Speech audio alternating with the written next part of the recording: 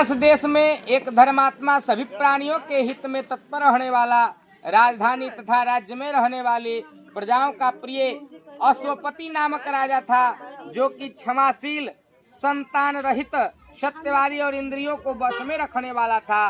एक समय वह राजा प्रभास क्षेत्र की यात्रा के निमित्त वहां पर आया और विधि पूर्वक यात्रा करता हुआ सावित्री के स्थल पर पहुंचा।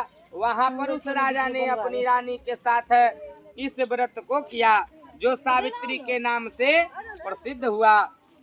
सभी कामनाओं का पूर्ण करने वाला है। भूर्भुवः लोक इस मंत्र की साक्षात मूर्ति बना करके ब्रह्मा जी की प्रिया सावित्री देवी उस राजा पर प्रसन्न हो गई। कमंडलू को धारण करने वाली वह सावित्री देवी दर्शन देने के बाद पुनः अदृश्य हो गई और बहुत दिनों के बाद उसी राजा के यहाँ देवी के समान रूप वाली कन्या के रूप में उत्पन्न हो गई। सावित्री की प्रसन्नता से प्राप्त तथा सावित्री की पूजा करने के बाद हुई, अतः राजा ने ब्राह्मण की आज्ञा से अपनी कन्या का भी नाम सावित्री रख दिया।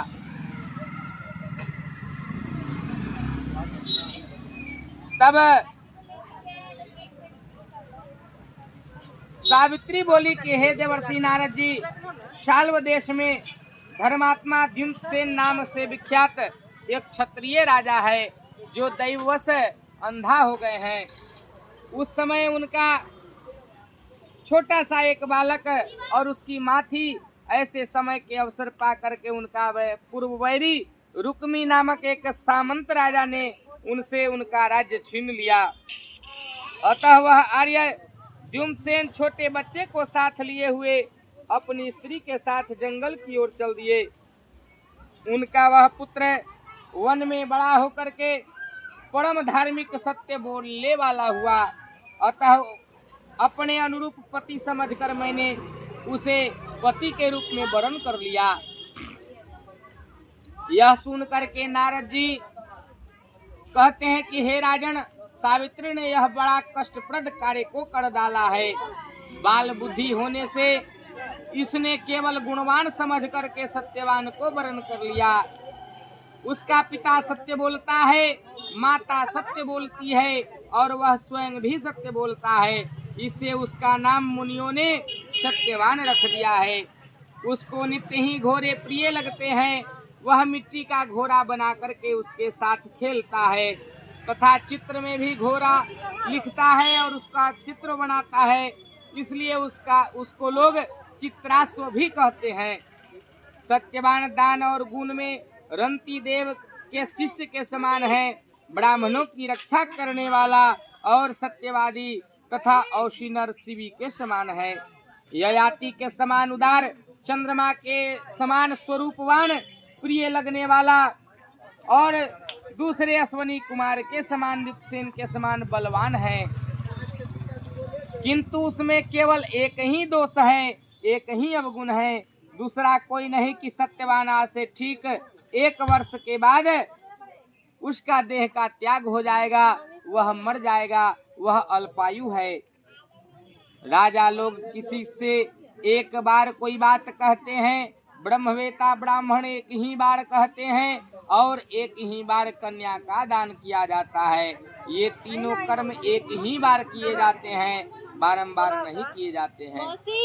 दीर्घायु अथवा अल्पायु, गुणवान हो अथवा निर्गुण, वर को एक बार वरण कर लिया, अब दूसरे वर को वरण नहीं करूंगी। पहले मन से निश्चय करके बाद में उसे वाणी द्वारा प्रकट किया जाता है, पुनः उसके बाद कर्म द्वारा किया जाता है। इससे प्रत्येक कार्य में मन को प्रमाण माना जाता है, अर्थात मन के विरुद्ध कोई भी कार्य नहीं करना चाहिए। नारद जी कहते हैं कि हे राजन, यदि आपको संतुष्टि मिले तो अपनी पुत्री सावित्री का कन्यादान निर्विघ्नता पूर्वक कर डालिए। ऐसा कहकर के नारद जी आकाश मार्ग में विलीन हो गए और स्वर्ग लोक को चले गए। उसके बाद राजा भी शुभ मुहूर्त देख करके ब्राह्मण को बुला करके अपनी पुत्री सावित्री का विवाह कार्य संपन्न करा दिए। सावित्री भी मनोवांछित वर पा करके बहुत प्रसन्न हुई और महादेव कहते हैं कि हे पार्वती, इस प्रकार से सत्यवान और सावित्री अपने घर में रहने लगी। कुछ समय व्यतीत होने के बाद सावित्री ऐसी थी कि उसके मन में रात दिन नारद जी की कही हुई बातें चिंताजनक सता रही थी। उसी को वह याद करती रहती थी। उसके बाद कुछ दिन बीत जाने पर वह समय नजदीक आ गया जब उसका पति सत्यवान मरने वाला था, उसका आयु समाप्त होने वाली थी। अतः सावित्री ने नारद की कही हुई मनन तिथि को हृदय में गिनती हुई ज्येष्ठ मास की अमावस्या तिथि के पूर्व द्वादशी तिथि के सायंकाल से ही अन्न जल का त्याग करके निराहार रहने लगी और व्रत रखने लगी। अपने घर में ही पूजन पाठ करने लगी। उसके बाद 3 रात्रि बीत जाने पर प्रातः काल मरण तिथि वाले दिन स्नान करके देवताओं का पूजन करके सावित्री ने सास ससुर का पाद बंदन किया। पाद बंदन सास ससुर का किया। उनका पैर प्रक्षालन करके नूतन वस्त्र आभूषण आदि पहना करके उनका पूजन किया। मिष्टान्न बना करके अपने सास ससुर को खिलाई, अपने पति को खिलाई। उसके बाद जब उसका पति कुल्हाड़ी लेकर के सत्यवान जंगल की ओर जाने लगा, तब सावित्री अपने पति से मधुर वचन बोली कि मेरा मन घबरा रहा है, मेरा मन व्याकुल हो रहा है, मुझे किसी भी कार्य में मन नहीं लग रहा, मैं भी आपके साथ जंगल चलूंगी। तभी सत्यवान कहते हैं कि हे प्रिय, घोर जंगल में तुम जा करके क्या करोगी? वहाँ कांटा कुसा इत्यादि भयावह जानवरों का बोलबाला होता है। फिर भी सावित्री नहीं मानी और पीछे पीछे चल पड़ी।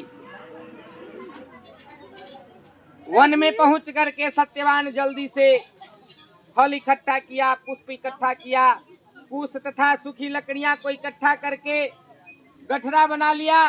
ले जाने के योग्य बना करके जो वहीं वह सर पे उठा के रखा थे, वहीं उसके सर में पीड़ा होने लगी, जिससे उस गट्ठर को नीचे रख दिया और बट वृक्ष की शाखा के नीचे आकर के लेटने लगा। तो उसकी पत्नी सावित्री कहने लगी कि हे प्रिय, क्या हुआ?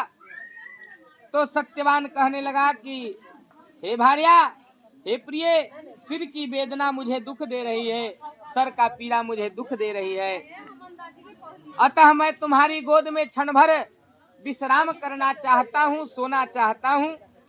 सावित्री दुखी होकर के कहा कि हे महाबाहो, आप सर्वप्रथम विश्राम करें, जब आपकी पीड़ा दूर हो जाएगी तब हम घर को चलेंगे।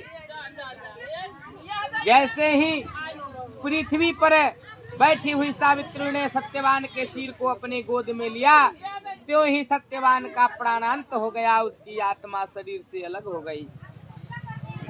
उसी समय सावित्री ने देखा कि पिंगल वर्ण वाले काले वर्ण के भैंसे पर सवार हाथ में गदा को लिए हुए, एक हाथ में पास को लिए हुए उसके सामने खड़े थे।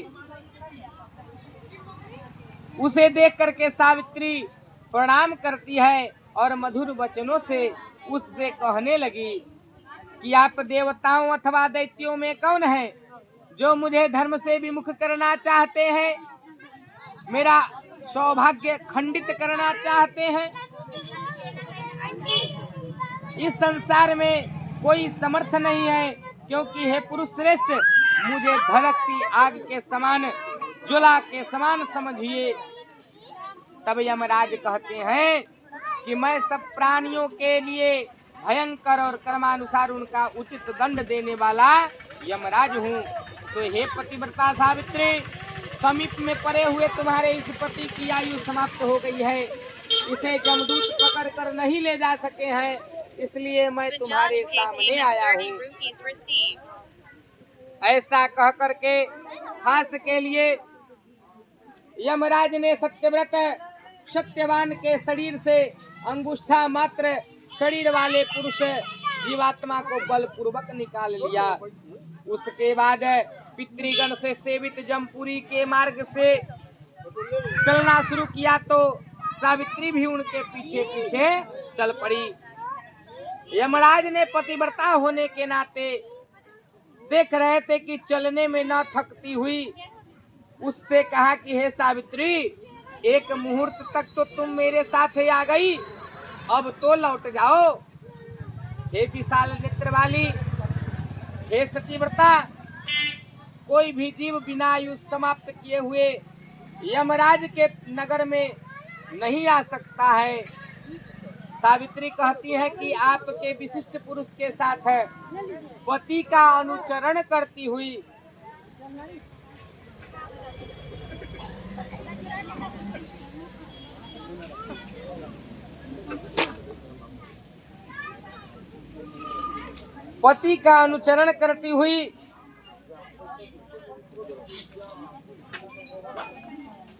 मुझे शर्म नहीं होगी, गलानी नहीं होगी, थकान नहीं होगी।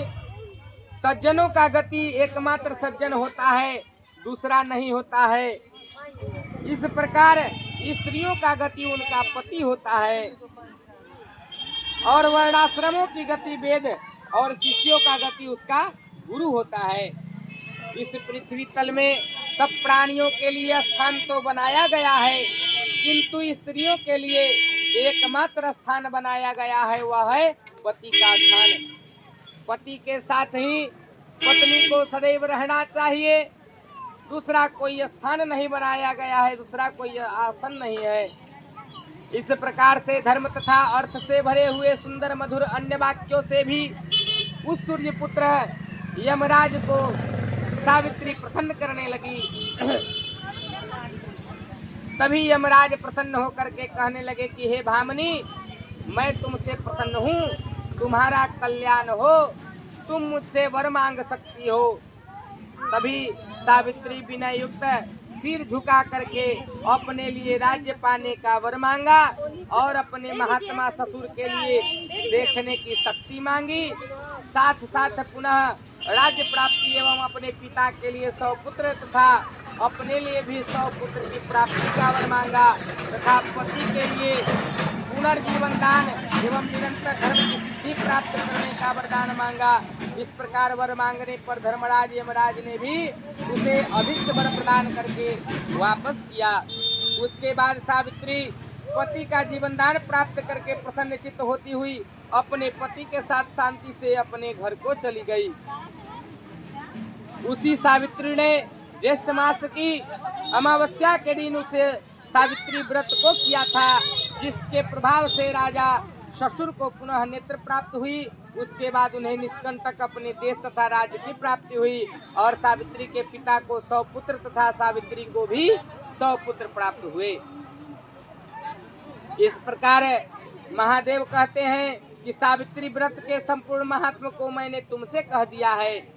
हे देवी पार्वती, अब क्या सुनना चाहती हो? तो माता पार्वती कहती है कि हे देव, सावित्री के द्वारा किया हुआ वह महान व्रत किस प्रकार का है और ज्येष्ठ मास में किस तिथि को यह व्रत करना चाहिए, इसका विधान क्या है, इससे क्या फल प्राप्त होता है, इस व्रत में कौन से देवता पूजे जाते हैं, कहाँ पर यह व्रत करना चाहिए, कितना परिक्रमा करना चाहिए, क्या क्या फल मिष्टान्न भोग लगाना चाहिए, किस समय यह पूजा करनी चाहिए, वह विस्तार पूर्वक मुझसे कहिए। तभी महादेव जी कहते हैं कि वट वृक्ष की के जड़ में माता सावित्री और सत्यवान की पूजा करें, ब्रह्मादि देवताओं का पूजन करें, महादेव और माता पार्वती की पूजन करें और उस ऋतु में जो भी फल फूल उपलब्ध हो उस फल फूल से पूजन करें। नाना प्रकार का पकवान बना करके मिष्टान्न बना करके भोग लगावे और बांस का पंखा बना करके पंखा झाले और पति का सेवा करे, पति का पाद वंदन करे, चरण धुला करके नूतन वस्त्र पहना करके मिष्टान्न आदि खिला करके उनका पैर दबा करके सेवा करे, सास ससुर का पाद वंदन करे, उनका सेवा करे और ब्राह्मण से कथा को सुने और 108 बार परिक्रमा करे, 108 बार पार न लगे तो उसके आधा 54 बार, न पार लगे तो 27 बार, कम से कम 9 बार तो परिक्रमा करना ही चाहिए। जो लोग 108 बार परिक्रमा करते हैं एवं उनके अनुकूल परिक्रमा करते हैं, उनके सभी पाप नष्ट हो जाते हैं। जो लोग इस प्रकार से व्रत करते हैं उनको अखंड सौभाग्य की प्राप्ति होती है, उनके पति की लंबी आयु होती है। जिस प्रकार वट वृक्ष की आयु लंबी होती है, उसी प्रकार उसके पति और पुत्र की आयु लंबी होती है। प्रेम से बोले शंकर भगवान की, मैया पार्वती की, सावित्री मैया की, सत्यवान देवता की। सब लोग दक्षिणा और सीधा दे देवे।